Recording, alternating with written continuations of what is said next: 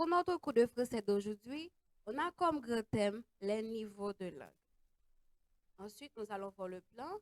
Le plan n'est autre que les niveaux de langue, caractéristiques des niveaux de langue, exercice, ensuite évaluation pour voir ce que vous avez plus ou moins compris du cours. OK.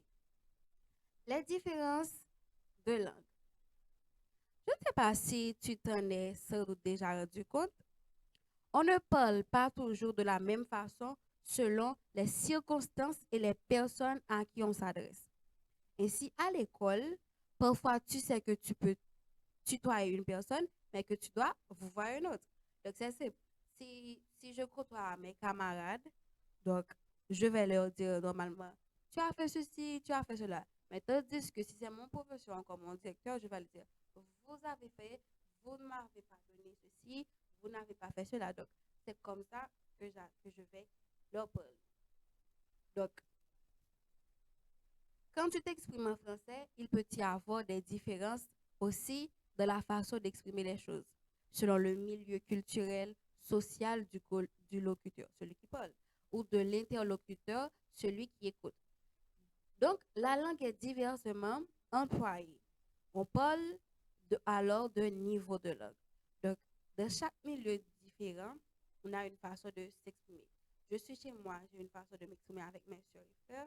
À l'école, une façon de m'exprimer avec mes camarades. À la direction, une façon de m'exprimer avec mon directeur. À l'église, une façon de m'exprimer avec mon pasteur.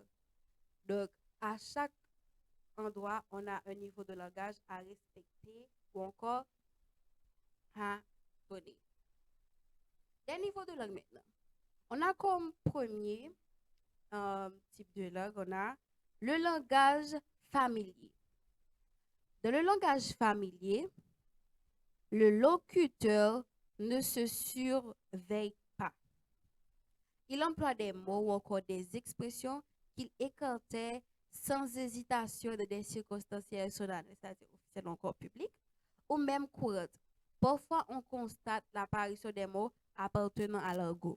Donc, dans le langage euh, familier, la personne qui parle n'a aucune surveillance de ce qu'il dit. Genre, il parle pour parler sans aucune hésitation. Il ne se rend même pas compte de quelles circonstances ou encore si c'est en public, si c'est officiel. Donc, non, il parle pour parler, juste pour qu'on l'écoute.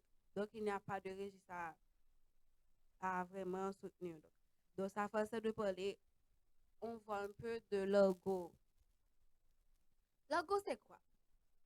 L'argot est du langage familier et original, c'est-à-dire parfois même vulgaire. Inventé ou utilisé dans des petits groupes, certains de ces mots passent dans la langue commune. Donc, l'argot lui-même, c'est un peu de langage familier. Encore, c'est un peu original, c'est-à-dire un peu dans le cadre vulgaire, donc je pourrais dire le ghetto, est-ce que je pourrais dire ça? Donc, c'est la façon dont on parle dans le ghetto. Dans mon pays, on appelle ça les gens de la rue, donc le ghetto. South side, north side, you know.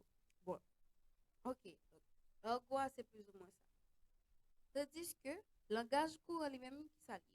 Le langage courant, le souci le, de, de correction reste présent, mais non la recherche. Donc, dans le langage courant, on cherche plus ou moins à se corriger et tout, mais on ne la recherche pas comme si on voudrait parler de langage soutenu.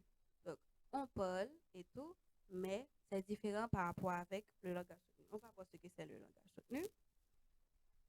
Le langage soutenu, c'est celui qui parle, le locuteur, a le souci de s'exprimer non seulement correctement, mais aussi avec distinction. Donc, dans le langage soutenu, la personne qui parle lui-même, euh, il s'efforce à s'exprimer correctement. Et puis, il cherche à faire la distinction. Il cherche à se démarquer des autres personnes qui parlent. Il cherche à être unique dans sa façon de parler ou encore de dire, oh, ton registre est vraiment soutenu. Donc, c'est ça. Um, Caractéristiques d'un niveau de langue. Un niveau de langue donnée peut se marquer par plusieurs choses. Donc, on a comme par exemple, par le choix des mots. Donc, euh, le choix des mots qu'on fait pour parler. Donc, dans notre langage, le choix des mots qu'on parle caractérise notre niveau de langue. Donc, notre niveau de langue est caractérisé par le choix de nos mots. Prenons par exemple ramène-toi. Donc, ramène-toi. Donc, c'est notre façon de parler. Donc, c'est un langage qui fait partie plus ou moins du langage familier parce que ramène-toi, genre, tu parles à ta soeur, à quelqu'un de ton rang. Ok, ça peut être aussi marqué par des structures grammaticales. Par exemple, la suppression de certains éléments de la phrase. Oui. Donc, les structures grammaticales ne sont pas forcément respectées. On peut les supprimer. Donc, exemple, tout à l'heure, alors que normalement on dit, est-ce que tu as l'heure? Est-ce que tu as un peu d'heure? Donc, tout à l'heure, c'est ça. Aussi, ça peut être aussi marqué par la variation, par la variation du temps grammatical. Moins sont employés le passé simple, le passé antérieur est subjonctif imparfait et plus que parfait. C'est temps appartient à ce qu'on appelle le registre littéraire. OK. Maintenant, nous allons faire une sorte de mise à jour pour voir ce que vous avez compris. Donc, cet exercice-là, vous allez préciser le registre de langue dans lequel les phrases suivantes ont été écrites. Premièrement, Madame Dupier et sa fille se sont violemment querellées ce matin. Donc, ça fait partie de quel type de registre?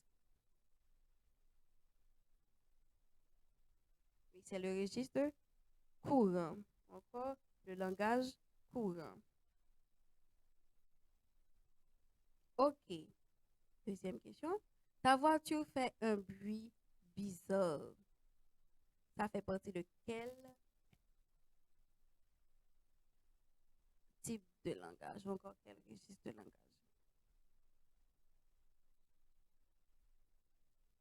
Oui, c'est le registre courant, encore une fois. Troisième question. Nous nous éveillâmes dès l'aube. Mhm. Oui, ça fait partie du registre soutenu. Quatrième, ta bagnole fait un drôle de boucan. Mhm. Oui, c'est le registre familier. OK. Maintenant, nous allons faire l'évaluation pour voir ce que vous avez compris. Nous avons comme première question. Dans le registre familier est souvent utilisé, premièrement, dans un discours officiel, dans un contexte informel, dans une lettre de motivation, dans une dissertation. Mhm.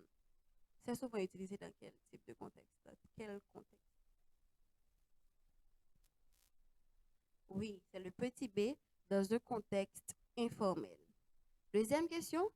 Le registre soutenu est caractérisé par quoi? Petit a, l'emploi des mots simples et courants, l'utilisation des mots rares et élégants, un ton décontracté, des abréviations. Quelle est la bonne réponse? Oui, c'est le petit b, l'utilisation des mots rares et élégants. Troisième question. Quelle phrase est écrite dans un registre courant? Petit a, je vais au marché. Petit b, j'irai au marché dès l'aube. Petit c, je me rends au marché ce matin. Petit d, on va au marché. C'est quoi? C'est quel qui est dans le registre courant?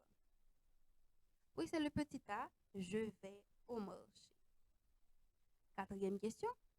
Le registre familier se distingue par quoi? Petit a, un vocabulaire technique, un syntaxe élaboré, un langage abrégé et des expressions orales, une absence totale de figure de style. Quelle est la bonne réponse? Oui, c'est le petit c, un langage abrégé et des expressions orales. Petit numéro 5. Lequel de ces registres est le plus formel? petit A familier, petit B courant, petit C soutenu, petit D ergostique. Oui, c'est le, c'est le registre soutenu.